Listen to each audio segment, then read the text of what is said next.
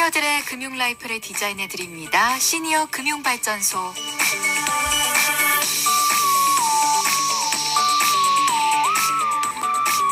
한 달에 한 번 알아두면 행복해지는 금융 이야기 나눠봅니다.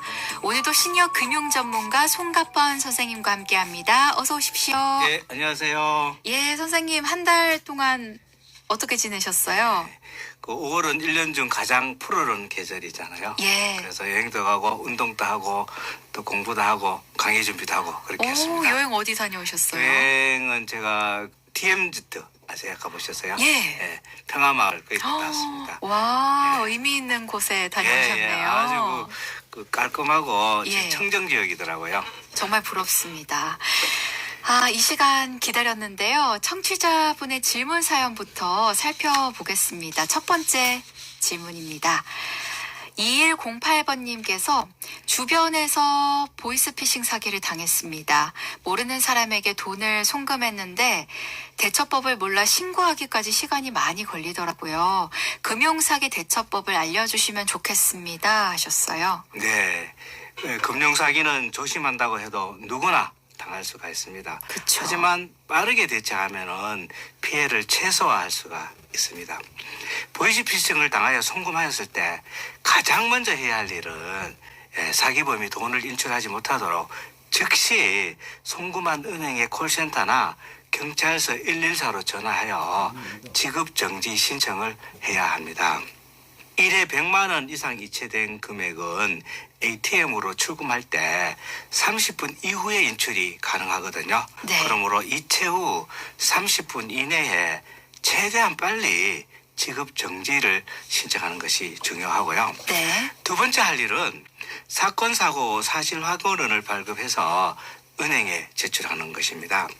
지급 정지 신청 후 3일 이내에 가까운 경찰서를 방문하여 사건 사고 사실 확인원을 발급하고 지급 정지 신청한 은행에 제출하여 지급 정지 조치를 연장하고 피해 구제 신청을 하면 됩니다.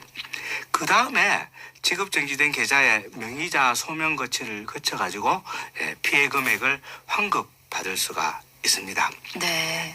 참고로 2024년 1월부터는 보이스피싱으로 피해를 입은 경우 소송 절차를 거치지 않고도 피해 금액의 50%까지 배상을 받을 수 있도록 정부기관 및 은행에서 정책을 준비하고 있다고 합니다. 금융 사기를 예방하는 방법을 한번 알아보도록 하겠습니다. 무엇보다 중요한 것은 사기 피해를 당하지 않도록 예방하는 것이 더 중요하겠죠. 네. 금융 사기 위험으로부터 재산을 지키고 또 예방할 수 있는 방법으로 이제 보이스피싱, 스미싱, 메신저 피해 예방법에 대해서 함께 알아보도록 하겠습니다. 네. 먼저 보이스피싱 예방 방법입니다. 전화로 검찰이나 금융감독원을 사칭하면서 자금 이체를 요구하거나 계좌번호 비밀 요구를 하면은 일단 보이스피싱으로 의심해야 되고요. 현금 지급기 ATM으로 유인했다면은 무조건 보이스피싱이니 예. 주의하여야 합니다. 평소 알고 있던 은행이나 금융기관의 대표 전화로 전화가 와서 대출 권유를 받는 경우에도 대응하지 말거나 전화를 끊는 것이 좋고 금융회사에 전화하여 사실 여부를 확인해 봐야 합니다. 특히 전화로 금융정보나 개인정보를 요구한다 그러면은 무조건 대응하지 말아야 합니다. 네. 스미싱 피해 예방 방법을 알아보겠습니다. 출처가 불분명한 인터넷 주소나 링크는 절대로 아주 중요합니다. 절대로 클릭하지 말아야 합니다. 또 출처를 알 수 없는 앱이 설치되지 않도록 해야 합니다. 필요한 앱은 공인된 앱인 플레이 스토어나 앱 스토어를 이용하면 되고요. 만약에 실수로 악성 앱이 설치된 경우에는 바로 삭제를 하고 전원을 끈 후에 가까운 통신사나 스마트폰 AS 센터를 방문하여 점검하고 안전조치를 해야 합니다. 네. 또 피해가 많은 메신저 피해 방법에 대해서 알아보겠습니다. 가족이나 친구, 지인 등이 돈이 필요하다고 메신저로 연락 온 경우에는 반드시 직접 전화하여 확인하여야 합니다. 통화가 안 되거나 또 통화를 피하는 경우에도 반드시 신분이 확인될 때까지는 절대로 송금하면 안 됩니다. 네. 요즘은 딥페이킹 기술로 목소리까지 유조하여 교묘하게 전화하는 사례가 있다고 합니다. 이럴 때 대비해서 가족들끼리 예를 들어서 암호를 정하는 것도 좋은 방법입니다. 네, 마지막으로 다음은 은행의 그 지연이체 서비스를 이용하는 방법이 있습니다. 인터넷이나 모바일 뱅킹을 이용하여 송금할 경우에 이체 버튼을 눌렀다 하더라도 3시간 이내에 취소 버튼을 누르면은 네. 이체 거래가 무효되는 서비스가 네. 있습니다. 예, 지연 이체 서비스라고 하는데요. 보이스피싱이나 이체 실수를 막기 위한 방안으로 2025년 10월 16일부터 시행하고 있는데 은행 지점이나 창구나 모바일이나 그다음에 인터넷을 통해서 신청을 해서 이용하면 됩니다. 단 은행이나 ATM으로 지연 이체는 적용하지가 않습니다. 네, 정말 눈 깜짝할 새 보이스피싱을 당하게 되는 것 같아요. 예, 일단 당했다면 바로 송금한 은행 콜센터나 경찰서 112에 전화해서 지급정지 신청을 해야겠고요. 오늘 말씀드린 대처와 예방법 잘 기억하셨다가 당하지 않도록 주의하셔야겠습니다. 지난 시간에 노후자금관리법에 대해서 말씀을 해주셨어요. 은퇴 후 가장 부담되는 것 중 하나가 건강보험료라고 하더라고요. 직장가입자에서 지역가입자로 변경되면서 수입은 줄었는데 건강보험료는 늘어나는 사례가 많죠. 네, 맞습니다. 오랜 회사 생활을 마무리하고 퇴직을 하거나 퇴직을 앞둔 직장인들의 가장 큰 고민거리가 건강보험료입니다. 네. 왜냐하면 퇴직을 하면은 직장 가입자에서 지역 가입자로 바뀌게 되고 건강보험료가 급격히 오를 수 있기 때문입니다. 직장에 소속되어 있을 때는 건강보험료 7.09%를 회사와 개인이 50%씩 부담하지만은 또 건강보험료를 급여에서 공제하기 때문에 큰 부담을 느끼지 않을 수가 있습니다. 그러나 퇴직을 하게 되면은 건강보험료를 100% 본인이 부담해야 하고 또 은퇴 후 소득이 줄어드는 상황에서 고정지출로 지출되는 건강보험료는 적지 않은 부담이 될 수가 있습니다. 그렇습니다. 이 건강보험료 폭탄을 맞지 않기 위해서 그럼 어떤 준비를 하면 좋을까요? 직장에서 이제 퇴직한 사람이 건강보험료를 줄일 수 있는 방법은 크게 자녀의 그 건강보험에 피부양자로 등재하는 방법과 건강보험료 임의 계속가입 제도를 이용하는 방법이 있습니다. 임의 계속가입 제도 신청을 하면은 퇴직 전 직장에서 내던 수준의 보험료만 내면 됩니다. 네. 그럼 먼저 자녀 건강보험의 피부양자로 등재하려면 어떻게 해야 하나요? 건강보험 대상자 중 이제 피부양자로 등재하려면은 보험료는 내지 않으면서 건강보험이 주는 혜택을 그대로 고스란히 받을 수가 있습니다. 그렇군요. 피부암자로 인정받으려면은 첫째 그 소득 조건과 재산 조건이 부합하여야 합니다. 소득 조건으로는 이제 피부양자로 등재하려면은 사업소득, 이자소득, 배당소득, 연금소득, 근로소득 등을 합쳐서 연간 소득이 2천만 원을 초과하면 안 됩니다. 2022년 9월에 건강보험료 부과체제를 개편하면서 피부양자 소득 요건을 2천만 원에서 3,400만 원에서 2,400만 원으로 강화하였거든요. 근데 이때 연금소득, 국민소득, 공무원연금, 사학연금, 군인연금 등 공적연금을 말하거든요. 연금소득은요. 퇴직연금, 개인연금 같은 사적연금은 피부양자 자격 여부를 판단하는 소득에 포함되지 않습니다. 알겠습니다. 이 소득은 적지만 보유하고 있는 재산이 많아도 피부양자 등록이 어렵죠. 그렇습니다. 그 재산 요건을 살펴보면요, 피부양자 자격을 유지하려면 이제 토지나 건축물, 주택, 선박 등의 이들의 재산의 그 과세 표준액을 계산하거든요. 과세 표준액을 계산해서 합산 금액이 5억 4천만 원을 넘지 않으면은 피부양자 자격을 유지할 수가 있습니다. 또 재산세 과세 표준이 5억 4천만 원을 초과한다 하더라도 9억 이하인 경우에는 연소득이 1천만 원을 넘지 않으면은 피부양자 자격을 유지할 수가 있습니다. 결국 이제 재산세 과세 표준이 9억 원을 초과하거나 합산 소득이 2천만 원을 초과하게 되면은 피부양자에서 제외되는 것이거든요. 그리고 중요한 것은 피부양자의 그 사업 소득이 있으면은 피부양자가 되기가 어렵습니다.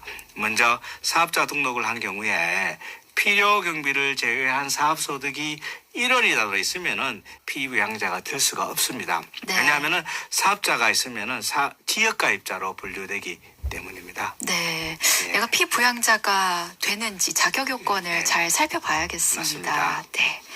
인생은 아름다워 시니어 금융 전문가 송가펀 선생님과 오늘 말씀 나누고 있습니다. 은퇴 후에 건강보험료에 대한 이야기 나누고 있는데요. 이 재산세 과세 표준이 9억을 초과하거나 합산 소득이 2천만 원을 초과하게 되면 피부양자에서 제외된다는 말씀 주셨습니다. 이미 계속가입 신청을 하면 퇴직 전 내던 보험료를 계속 낼 수 있다고 하셨는데요. 이건 어떻게 신청하면 될까요? 예. 피부양자 자격을 갖추기 어렵다 그러면은 이미 계속가입 신청을 하면 되는데요. 퇴직 이후 지역가입자로 전환하는 경우 그 직장을 다닐 때보다 건강보험료 부담이 크게 늘어날 수 있기 때문에 이때 네. 이미 계속가입 제도를 신청하면 되는데 이미 계속가입 제도를 신청하면은 최대 3년까지 직장에서 부담하던 수준의 건강보험료만 납부하면 되거든요. 네. 이미 계속가입자도 직장가입자와 마찬가지로 피부양자 등재를 할 수가 있습니다. 이미 계속가입자 신청을 하려면은 퇴직 전 18개월간 직장가입자 자격을 유지한 기간이 통상 1년 이상이어야 합니다. 네. 이미 계속가입자 신청은 퇴직 후 최초로 그 지역보험료 고지서 납부 기한부터 2개월이 지나기 전까지 건강보험공단에 신청하면 됩니다. 이미 계속가입자 자격은 퇴직한 다음 날부터 기산하여 최장 36개월 동안 유지를 할 수가 있습니다. 또 혹시 소득이나 재산이 줄어들어 이미 계속가입자 자격을 유지할 필요성이 없는 사람은 이미 계속가입자 탈퇴 신청을 하고 네. 공단에 제출하면은 이미 계속가입자 탈퇴를 하면 됩니다. 네네. 이 건강보험료를 줄이는 데 도움이 되는 금융상품도 소개해 주실까요? 네, 건강보험료의 그 절감에 도움되는 금융상품이 있습니다. 그 은퇴자들 중에서는 이자와 배당을 받아 노후생활비를 충당하는 사람이 적지 않은데 자칫하면은 건강보험료 부담이 늘어날 수가 있습니다. 네. 이자와 배당 소득을 합친 금융소득이 연간 1,000만 원이 넘는 경우에는 해당 금액 전체에 대해서 지역 건강보험료가 부과되기 때문이거든요. 네. 건강보험료를 절감하기 위해서는 네. 첫 번째로는 연금계좌 상품인 IRP 있죠. 개인형 퇴직연금 계좌죠. IRP와 연금저축계좌를 적극 활용하면 됩니다. 사적연금은 건강보험료 부담에 제외되기 때문입니다. 아까도 말씀드렸지만 국민연금, 그다음에 공무원연금, 사학연금, 군인연금 같은 공적연금에는 건강보험료가 부과가 되지만은 퇴직연금과 개인연금 같은 사적연금에는 건강보험료가 부과되지 않기 때문이거든요. 네. 사적연금 계좌의 연간 납입 한도는 1,800만 원까지인데요. 만약에 연금 계좌에 1,800만 원까지 넣고 세액공제 한도인 900만 원까지 세액공제를 받았다면은 세액공제 받은 금액에 대해서 연금을 수령할 때 네. 3.3에서 5.5%의 연금소득세만 부과하면 되고요. 세액공제를 받지 않은 900만 원에 대해서는 향후 연금으로 수령 시 연금소득세 등 어떠한 세금도 부과하지가 않습니다. 그렇군요. 당연히 건강보험료 부과도 제외되겠죠. 네네. 두 번째로는 금융소득, 특히 이제 이자와 배당소득이 비과세되는 상품을 활용하면 되거든요.